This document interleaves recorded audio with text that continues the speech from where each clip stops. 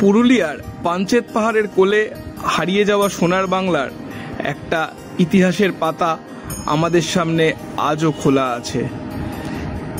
খ্রিস্টীয় 940 থেকে 1750 খ্রিস্টাব্দে এই অঞ্চলে পঞ্চখুঁটি অর্থাৎ 5টি বংশের এক রাজত্ব ছিল, যার নাম পঞ্চকোট রাজত্ব।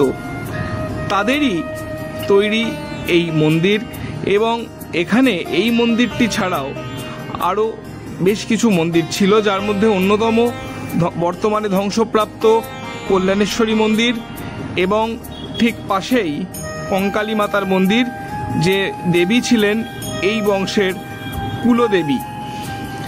এবং আরও দুটি জোড়বাংলা মন্দির আছে এখানে, যেটির বর্তমানে অস্তিত্ব প্রায় নেই বললেই ভালো হয়, শুধু প্রাচীর কিছু পড়ে রয়েছে।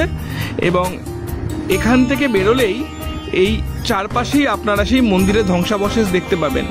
এখানে মন্দির গাত্রে বিভিন্ন খিলানের কাজ করা আছে এবং লতা পাতা দেওয়া আছে। এই মন্দিরগুলি বাংলার রত্ন ধরনের গঠিত এবং যার কতগুলি রত্ন আপনারা দেখতে পান, এবং এখানে মন্দির গাত্রে বীর হাম্বীরেরও উল্লেখ আছে। প্রসঙ্গত বলা দরকার যে 1800 শতকে বর্গী আক্রমণে, মারাঠা বর্গী আক্রমণে এই মন্দিরগুলি ধ্বংসপ্রাপ্ত হয়, এবং বর্তমানে যেটুকু বা ছিল সেটুকু আমরা বিশেষ রেখে উঠতে পারিনি। আপনাদের সামনে আরেকটি মন্দিরের ধ্বংসাবশেষ, যার একটি মাত্র রত্নই কেবলমাত্র এখন রয়েছে, এবং এই মন্দিরেও কোনো বিগ্রহ নেই। মনে করা হয় এই মন্দিরটি হয়তো সেই কঙ্কালী মাতার মন্দির হিসেবে ছিল। এই ইতিহাসের পাতা আপনারা খুঁজে দেখুন। আমাদের এই বাংলা ইতিহাসের এক সময় সত্যিই সোনার বাংলা ছিল।